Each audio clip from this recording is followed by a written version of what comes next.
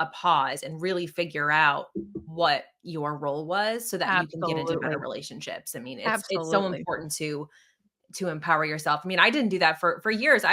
No. I was a serial monogamist from since the time I was 14 years old. I just hopped from boyfriend to boyfriend to boyfriend to Preach. boyfriend to husband to Same. husband.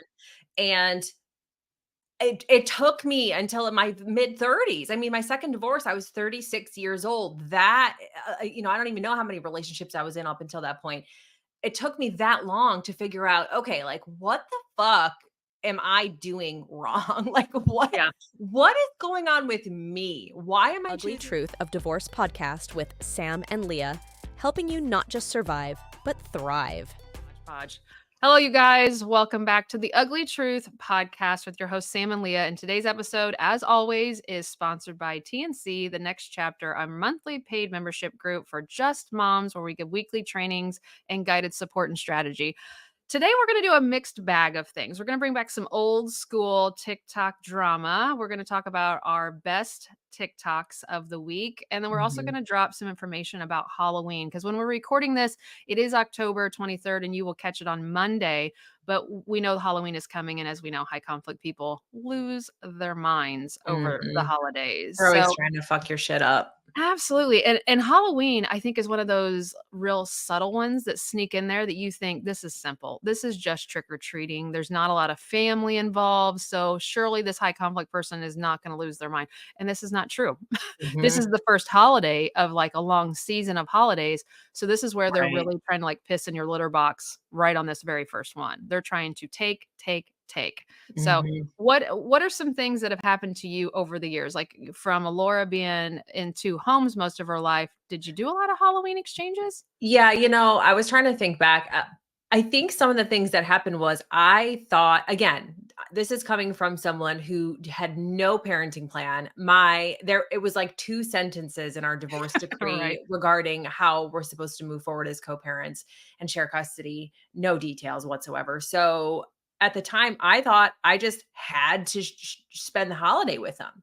Yeah, I thought we just had to both take her trick or treating because I didn't wanna miss out on that, and he didn't right. wanna miss out, so I was like, "Well, I guess this is what we have to do is just go together." Yeah, And and and it for was some people that awful. works. There's some people that works, Yeah, for some that they people it can. works, but, like, it's, I I can only tolerate so much. Like, I can only be around him for a few minutes and Right. then I'm like, I gotta get out of here. And so yeah, it was awful. And especially, I mean, it just got more and more awkward than if I was like in a relationship. And then I'm in a relationship and they want to be a part of it too. But then like Yeah. my ex-husband here, he's gonna come over so that we can all do this together. And so I'm glad that eventually that faded out and we don't have to do that anymore. But that's just a little part of the struggle, I think, of not having details in your parenting plan is you're just like, okay, how are we gonna do this? Like Right. what are we gonna do? What does this look like? Well, that feeling that you said you had, I felt like we should do it together because I didn't wanna miss out, and I think Yes. one of the things that we talk about with our clients is I preach this from day one to everybody. It's not about the holiday, it's about the experience, it's about the memory, and it doesn't Halloween does not have to happen on Halloween, there's Right. so many other And that's so opportunities. true because, like, there's these, like, trunk or treat, or you can go to the mall and they have a thing at the mall, and Walking, yeah. everything doesn't necessarily have to be done on the calendar date of Halloween, and Yeah, I wish I would have thought about that before. I mean, I did a lot of things I did not wanna do until luckily, he ended up moving 6 hours away, so now really he yeah, doesn't participate in too many things, but right, I was always doing things that I just thought I had to or that I didn't have a choice. right, and I think again, like, you have to look at also the kid's perspective. I was the same way in that first 8 years of like, "We'll do this together. You can come over to my house. I'll go over to your house. We'll take the Mhm. picture. We'll do the thing because we alternated Halloween and, neither one of us wanted to miss out. Heaven forbid somebody not see your kid go get candy. And I think it's the way the kids were feeling. Here I thought, "Oh, well, I'm not missing Halloween." And he was like, "I'm not missing Halloween." And we Right. never really hit pause to say, as our children, how does it feel for them to have 2 people who they know don't like each other on this holiday forcing them to take pictures and, like I can almost feel how my daughter felt now that I know everything, that it's all kind of over, and she has shared with me of how toxic it felt for her to be with him and feel me pull in the driveway and me get out, and I'm an overshare and I'm overly nice. So I'm always like, "Hey, how are you guys doing? Like, how was work today? And was she good?" And blah blah blah. Like I'm asking all these questions, and my daughter's Mhm. sitting there thinking, "Mom, shut the fuck up. Dad hates your guts. Why Yeah. are you talking to him? Like, this is so awkward. He's going to go off on you in a second if you don't shut up." Like, she's just sitting there. And I always wondered why she kind of looked like a robot when I would see her. And it was because she was like anticipating an explosion. She was anticipating Right. awkwardness. She was Right. anticipating, like, boy, my holiday is going to be so much fun. Whose hand do I hold? Who do I walk with? Who do I stand at? Who do I offer to take a picture with? She was such a people pleaser back in the day that it was probably paralyzing to her. Right. And You that's know? why like that workshop that we had, actually there's 2 of them now that are the replays inside the next chapter that where your kids came on and Yeah. were answering questions. Those are so insightful Mhm. because you're showing up as a mom thinking you're doing the right Yeah, thing. I'm I'm here. I'm trying not to be missing a cordial. Halloween. Yeah. I'm trying to collaborate. I'm trying to Be communicate, nice. trying Look at me to being nice. Mhm. right, you're trying to be nice. You don't know what's going on in that house, right? You don't know like what is being said. I mean, sometimes you do, but sometimes you don't. What's being Yeah. said about you, what their How dad is bad it saying is. behind closed Mhm. doors, what. And so you think you're doing the right thing, but you really have no idea of the what your child is experiencing. And so really like hearing from your kids later now and from their perspective of what that experience Right. was like and sharing the do's and don'ts, it's so eye-opening Yeah. because again, like we're always just trying to do our best. Like Yeah. we try to do the right thing, but we don't realize at the time what we may be doing that's actually making things worse. Right. And I think, like, I don't know why perspective slaps me in the face so hard sometimes, but like I've had adult friends who have divorced. And then when I see them around each other, I can't help but feel awkward. Like when then I'm talking to one of them and their ex walks up and I'm like instantly like, "Oh, Rachel or Ross? Whose team am I picking? Like I don't know Yeah. what to do here." And I'm a grown ass fucking adult. I can't Mhm. imagine what I was doing to my children all those years. And again, for those of you that have like kumbaya relationships and you still do dinners together and pictures together, we're not speaking to you. We're speaking to the household where it's high conflict, where Mhm. people are not on the same page, where your parenting plan is horrible. There's constant, rhetoric exchange back and forth between lawyers or each other. And the children are sitting there like, can you, for the love of God, please not come? That's exactly what my kids said in the training. They were just like, we didn't want you in the same, town, let alone the same Right. building, and talking to each Right. other. Ooh, gross. Like, Right. so it's like, Which goes against everything that society teaches oh us. yeah, I mean, how many times do we just get reamed on social media for telling people to go as little contact as you can, right? yep. And it's like here it Do is. what's Your best kids for are kids, yeah, It's like, and it's that like is. no, that's not what's best. Like our Right, kids, they're seeing it, they feel it, they hear it. They don't want us communicating right. with their other parent Mhm. if it's that kind of really tumultuous relationship. Right. And so inside of TNC, we did a whole training on be ready for the manipulation, not only from the high conflict, but be ready for your kids, and that's the one that we kind of went into a lot of detail about inside of the next chapter for, your kids are going to be asked to come to you to change your mind about the holiday plans. So be on the lookout for that. That training is really, really good. But let's Mhm. switch gears and talk about our best TikToks of the week. Yeah, so one that blew up on my end was me just saying like, you know what? If you're getting divorced, girl, like this is it. This is This it. is your time to shine. This is your time to like chop your hair off, get that tattoo, go on your plant medicine journey, travel solo, like whatever the fuck you want to do. As my marriage was crumbling, I share this. I got my first large tattoo. I chopped all of my hair off. My hair Yeah. was even, I think, even Same. longer than this. I chopped it all off to a pixie. And then I dated a woman for 2 years, and I was like, I'm just gonna do all All the the opposite. things that I wanna do. I'm gonna explore those parts of myself that I have not been able to explore. That is the time to really, really take advantage of it and just go hog wild. Now, obviously, like within reason. Okay. Like Yeah, you still have yeah, responsibilities. Like you're right. still, probably a mom, and you don't want to like obviously go insane and wind up in jail. But this is the time to like Yeah, explore and experiment and discover and figure out who you are and have fun with that and find fulfillment and explore your hobbies and creative outlets.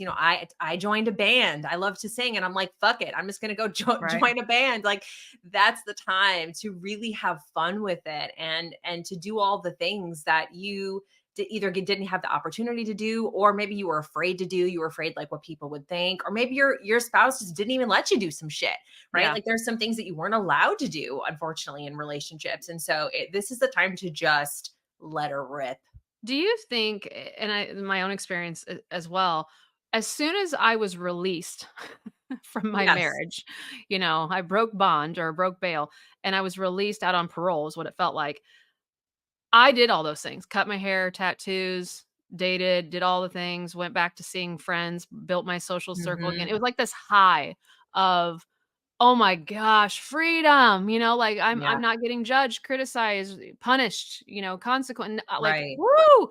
I lived it, and then I got told how much of a piece of shit I was for doing it.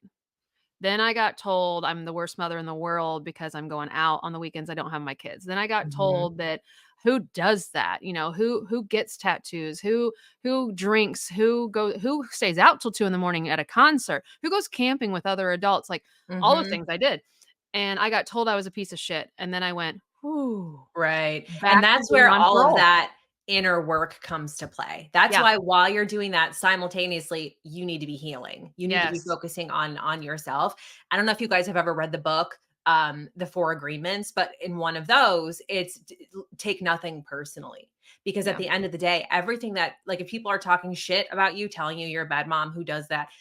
Really what's happening is that's their own projection, right? Mhm. Of their own internal shit, their fears Yeah. and their insecurities and their I biases, wish right? I knew that back in the day because, like, when he was coming for me through attorneys and through community and through friends and through social media and everywhere to get to me, I mean, he didn't stop at one avenue. He was multiple attacks from multiple angles. And I was so on this high of like my new life and oh my gosh, and I'm freedom.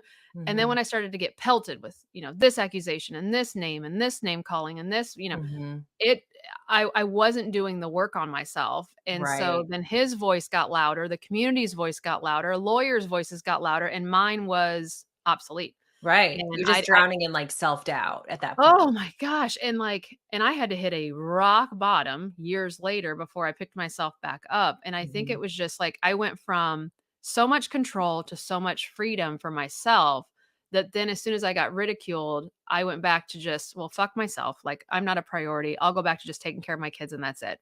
And I mhm, lost myself again for a long time because, well, if I'm a bad mom, then I have to prove that I'm a good mom. So I'll put everything on my own life on complete hold. I won't go out with friends anymore, which then he's like, "Ha ha, got her back to being isolated," right, I right. You stayed at home. won. He won, because he was ripping on me in front of everybody and making me believe that his words had more value than mine. And so, and I hope if there's a mom listening out there, there's a fine line between ripping it and going out and having a good time, but still get your shit done. I mean, I Yeah, didn't do anything inappropriate when I had my children. Did I do stuff that was toe the line inappropriate when I didn't have my children? Absolutely. But when I had my kids, I showed up. I didn't miss shit. mhm, I was there. I was on time. I wasn't drinking. I didn't have men around them. I I was there. But it mhm, was my free time was what he had a problem with and was telling the whole world about. And I all of a sudden, because he was talking to everybody about my free time, that all of a sudden I just stopped doing that. And he mhm. again, I know he was grinning from ear to fucking ear because Yeah. he got me to slow my life down again. And I Um, think that that's just a great example of how also healing isn't linear, right? Like right. you may start off strong and then you're going to slip because those voices sneak back in, or you start listening or believing them, and because it's a journey. I mean, if you spent years with somebody who was constantly denying your truth and denying your livelihood and denying basically making you feel like you were wrong or that you weren't enough or that you Right. whatever you sucked at this and that doesn't just disappear when you break up with someone. Like those are things that takes a lot of time and consistency and patience for those voices to quiet down. I mean, it Yeah. could honestly, it could take years. It took me years after I was in an extremely abusive relationship, but also I did none of the shit I was supposed to do. I didn't actually focus on healing. I was No. just trying to like move on. I was trying to Yeah. just move on with my life and like get into new relationships and just try to forget about them. But like that's just not how it works. You Right. really have to dig in. And I actually there was this quote that I had saw on a TikTok video. It was an interview with somebody like a doctor, and she said, "The greatest harm that I've ever done to other people was through me not knowing how to take care of myself." Mm.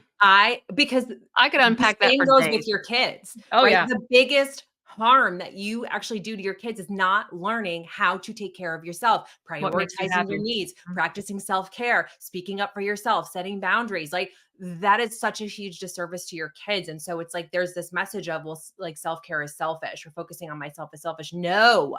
If you don't do that, it's a disservice to your kids. Right. Right. Which kind of plays into the TikTok I did. So I did one about asking the new second wife or the new girlfriend. So he says she's crazy. Mhm. When did she become crazy? Was Yeah. she crazy when he met her?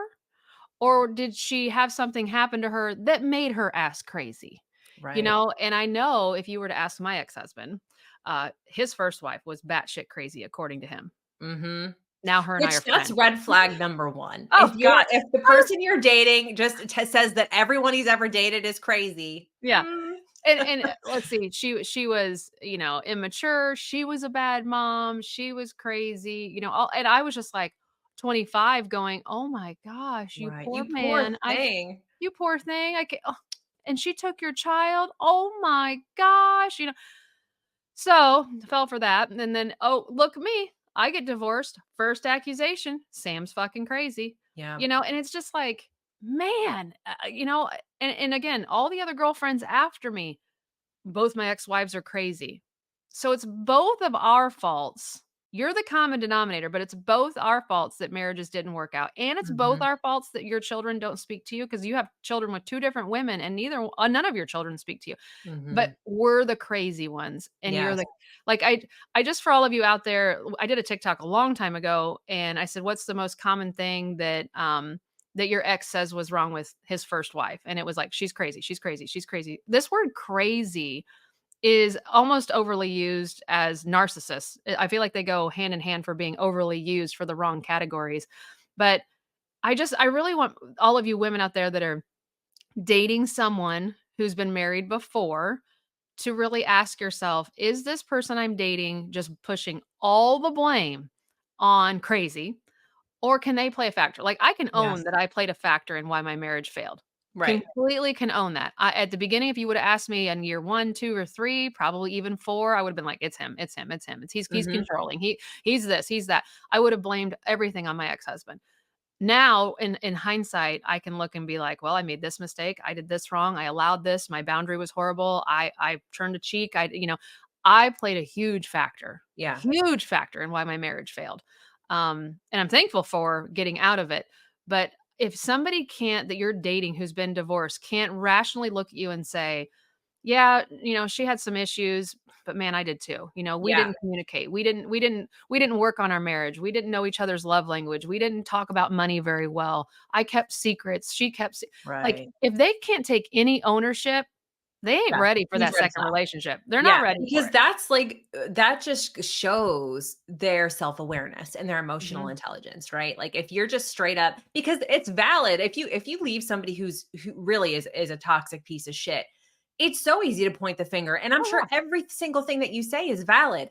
However, you did play a role. And Mhm. it's not doesn't mean it's your fault. It doesn't mean it's all your responsibility, but you played a role. And you have to Absolutely. have that piece, that self-reflection to figure out what that role was so that you can empower yourself to make different choices moving forward. Right. That's how you protect yourself from winding up in the same fucking relationships over and over and over again. It's not just blaming them, blaming them. It's okay, well, but where was I at mentally and emotionally when I started that relationship? What was Yeah. I looking for? What was I thinking? What was I feeling? What did I need? What boundaries were I not setting? What red flags did I miss or ignore? Yeah. That's the piece that will help you moving forward. And when you do that, it also helps you, choose obviously better partners. But then, yeah, you're starting with all that wisdom. You're starting a Right. relationship knowing what you need to be doing differently. Right. And I think an easy red flag for me to look back on hindsight of my young 20 self was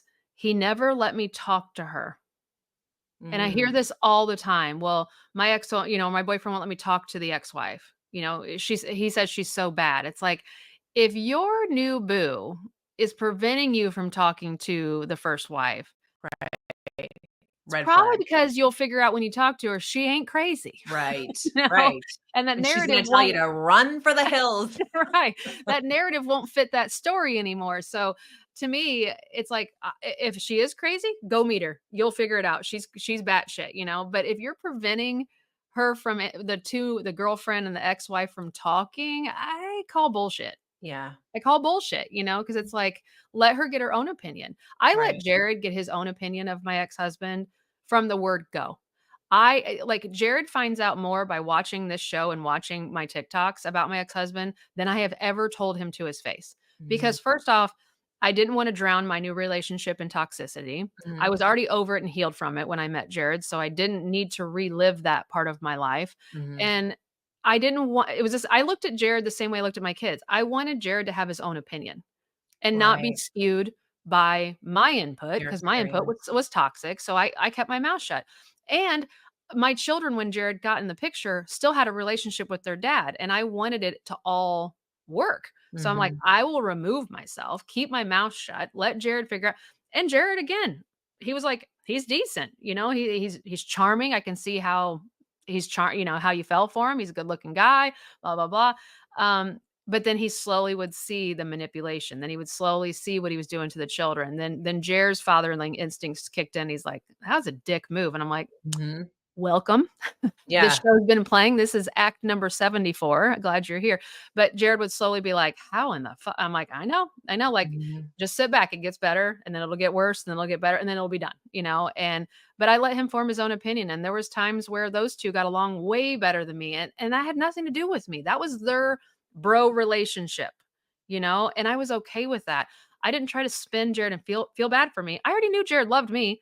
And if it came down to picking, he's picking me, but I let him have his own thing. And I think that again is emotional maturity that I didn't drag Jared through the whole, well, let me tell you what he did to me. I didn't, I also said, let me tell you, I played a role in it too.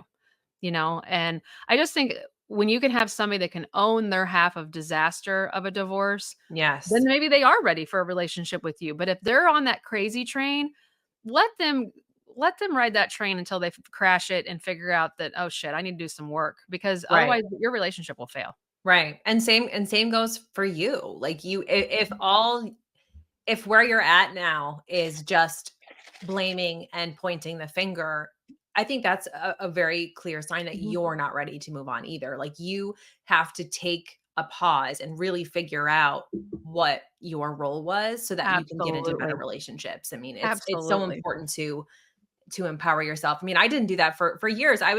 No. I was a serial monogamist from since the time I was 14 years old. I just hopped from boyfriend to boyfriend to boyfriend to Preach. boyfriend to husband to Same. husband. And it took me until in my mid 30s. I mean, my second divorce, I was 36 years old. That, I don't even know how many relationships I was in up until that point. It took me that long to figure out, okay, like what the fuck am I doing wrong? Like Yeah. what is going on with me? Why am I choosing these partners? Why do I keep finding myself in this situation?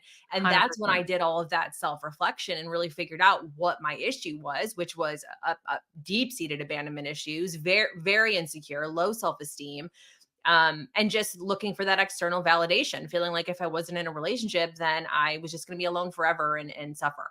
Yeah. And so I had to really like meet myself where I was at and figure that shit out in order to get myself to a place where I didn't feel like I needed a relationship anymore. I Yeah. always wanted one. Like I love being in love and I love being in relationships, but like that was the first time where I was like, okay, I don't need this. And then that's when I found the healthiest relationship Yeah. ever that I've ever been in. Don't you think it's like I can remember being in all those relationships in high school and college and young 20s even. of like when a person broke up with me, I felt like my world had ended. Like, oh my Yes, God, I can't breathe. I can't move on. And to this day, and Jared knows this, if Jared and I ended, my ship is still leaving port tomorrow. 100%. You would we land got on your we feet. got our own crew. We'll be just fine. We'll be Yep. fishing. We will be a-okay. I will Yes. be sad, but I am not devastated and my life is not crumbling. Yes. I feel And the I think same Jared's way. the same way. And it's just like when you're to that level, and I don't know if that shows or says anything about me, but I'm to that level where like Jared and I are a team, but we are both independent and can Mhm. ride this ship on our own. And I think that's healthy. Yes, I think that's 100%. 'Cause healthy, then you it's not know? like a codependent relationship. Right. You Right. know how to meet your own needs, you know how to stand on your own 2 feet, and that's what I think we've been taught the opposite, right? Like Yeah. with all of the Disney movies and the prince comes to save the princess and Jerry Maguire, you complete me. Like all of this messaging that's really toxic Yeah. because you are whole all by yourself. You do not need a relationship in order to feel complete or fulfilled or Or a lovable or nuclear enough. family, like, you don't need You the don't. fence, the And dog, it's yeah. like the healthiest relationship is when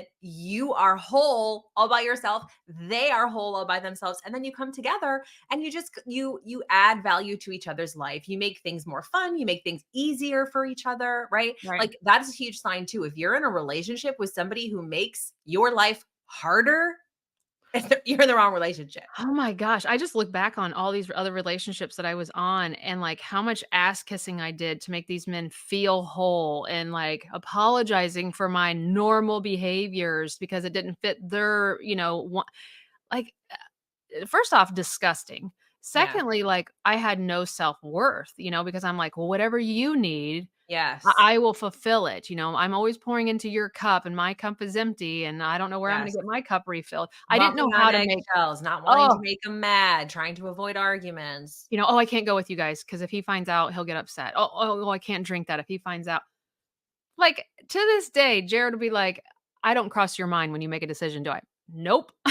Like, Right. he Right. knows I am gonna choose me, myself, and I'm Yes. gonna do what I want, and he will deal with it on his own terms, and he knows not even to bitch at me about it because it's my life, my choice. Yes. And And with that's not to say that you don't consider each other. Like, Oh, you can absolutely. still be considerate and respectful, but there are just some things that are not their fucking business. Right, Period. And so you want to go chop your hair off? You want to get a tattoo? You want to go do like it's none of their business. Like right. you get to still live your life on your own terms and they're there to support you. Yeah, like, I remember when I was married to my ex-husband, I had, like, a tramp stamp from, like, being 18, first tattoo, let's get it on the tramp stamp area. Mhm. And every time he'd see it, he would make a comment about, "Ugh, you look so trashy with that." You fucking married me with a Right. tramp stamp. I didn't go get it afterwards, and he would just degrade me, degrade me, degrade me. I can go to a tattoo parlor now and come home and he'll be like, "What'd you get?" Like, Yeah. like, Same. "Oh, cool." Like, Yeah, there's no right. like, It's none of their "Oh, business. gross, disgusting," He's like, "Cool." Like, Yeah. he has no tattoos, but he's just like, "Awesome for you." No judgment, Yes. and Yes, no judgment. like, That's what it is. It's like birthing.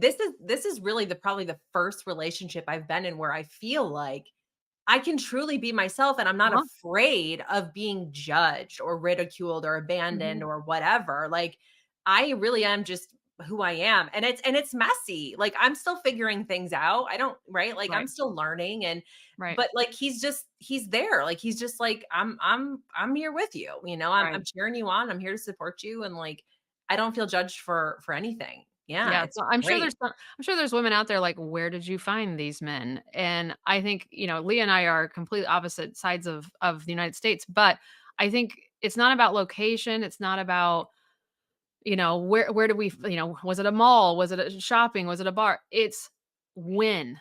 I found Jared, she found David when we were supposed to find them because we were healed. Yes. We were good. All cylinders were firing, independent, needed no one, didn't need my parents, didn't need friends, didn't Yes. need I Paying was our like own bills, feet on meeting the our own floor needs. every day for myself, made myself Right. happy, loved what I saw in the mirror, love how I acted at work, loved Yes. myself as a mom. I was a good human being when Jared came into my life, and he was like, "Damn, that's sexy. You need nothing Right. from me." And he was like, all the other girls, because he was dating younger women because he didn't know to go older till me. Um, all the girls I dated, he's like, still don't have their shit together. Mhm. Like they don't know what they want to be. They don't know if they want kids or not. And I'm like, well, I got two. I already have a Mhm. job. I have a house. I have a car. Everything's paid.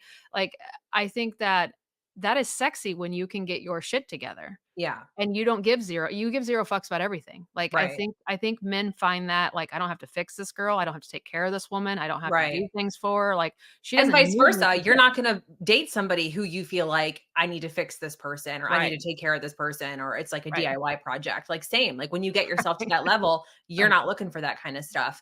And right, it's nice because, again, it's like, then it's not a codependent thing. It's not yeah, like you feel like you need them. You right, don't. It's just like either this works or it doesn't. Either way, I'm good. right, right, and I think a lot of women, because you're broken right now from the rhetoric of you're hearing from attorneys and your ex and maybe even your children from your ex, that you don't have enough self-worth to rebuild right now. And that's where I think being in groups like TNC, where it's women that are going through the exact same thing at the exact same moment and have trainings by us and feel support from us and feel validated that, yeah, it's kind of rough right now. And we bring in so many special guests and so many people that are talented at helping rebuild. The woman that came on a couple weeks ago, or maybe it was last week, that was just talking about like how we talk to ourselves and what it's like to be inside our bodies and the trauma that we've been through, that we have to recognize it and talk about it. It was just it really opened my eyes of like dealing with some old shit is going to eventually come out. It's all going to come to the surface at some point. Yeah. And so having to talk about it. But TNC, I think the next chapter is really just so foundational to kind of give be a stepping stone for you. Yeah. Like I just described this to a woman I had a call with the other day. I said, I think divorce in the 80s and 70s and 80s and even 90s, everybody thought they just needed a lawyer. Like, I Right. just need a lawyer to get divorced and I will be fine. And Yeah. how I relate that now to the analogy is it would be like just putting on underwear and going out. Like, you can't go out in just underwear. You Right. need a top, which could be a divorce coach. You need pants, which could be your therapist. You need, a financial person, which would be your shoes. Like, you can't just go out in underwear. Your Yeah. No, attorney, it'll be a struggle for it'll be sure. horrible. So I think TNC it's your shirt. It's Yeah. something else to put on to make sure you feel confident that you can handle all of this Yeah. and I not think just I be think having like people just feel relief when they yeah, get in there because they're yeah, like, "Oh," like it's like a it's the clarity, right? Because yeah, there's so much confusion, there's so much fear, there's so much overwhelm, like, you're so scared to do the wrong thing, say the wrong thing, you're gonna get in trouble, you're worried about your kids. So then they get in there and they just get all the content and the support, and they're like, "Okay, like, I got this, like, and this makes sense, perspective. now I know what to do." Yeah. Right, perspective. I mean, because Leah and I, this is what this show is about. This is what this podcast is about, is telling the ugly truth of we didn't do it right. Yeah. We're speaking from a place of putting in years of Yes. work because we took the slow route and TNC wasn't around back then. Nothing was. There wasn't newsletters to jump on. There wasn't support groups to jump on. It was like, you're getting divorced. Good luck. Here's your attorney. Yeah. And that's it, Yeah. And And now then there's this, the shame because, yeah. we can't talk Right about it away, anymore. I cast down on you shame and guilt for the next Yeah. 10 years, and you'll be the scarlet letter of, "Ooh, you have an ex-husband." And I think TNC just kind of, you're learning from people that have lived it and Mhm. felt it, but also healed from it. Yeah. And for me, I think that's where I'm at in life with who I pull in to help me with things. Like, I'm not gonna go to a doctor that's never had the procedure done. Right. I'm just not. Like, for me, I'm only going to a female gynecologist. And I use Mhm. that analogy, but like I know my male gynecologists who I've had before are board certified and they're trained, but they have no idea what it feels like to have their cervix pricked Right. with no Right. numbing anything, Right. and no aspirin. Just hold your breath, like I'm going to go to a female who's going to rub my leg, talk calmly to me, give me a second, maybe give me a local, maybe give me Yeah. something that, instead of just like, here you go. It's that feeling along with the smart stuff. And I think Yeah. that's the number one thing that we bring is the feel. We know how this all feels because Right. we have been you over and over again. More than once we've been you. And now we're not. So the next chapter, you can go to samandleah.com and check that out. You guys, it's been great. Halloween is approaching when you're listening to this. Get ready. your shit's about ready to be rocked. I hope on your bingo card in 2024 Halloween edition that you have phone calls, sickness, kids manipulating, costume forgotten, costume not returned, kid puking from too much candy. I hope you have it all. Request a video, request that you come to my house, someone showing up at your house. All this shit could be happening to you on Halloween. I want you prepared for it. So get ready or jump inside TNC and watch that training because it was really good. Until next time, guys, take care of yourselves. Self-care. Bye, everybody.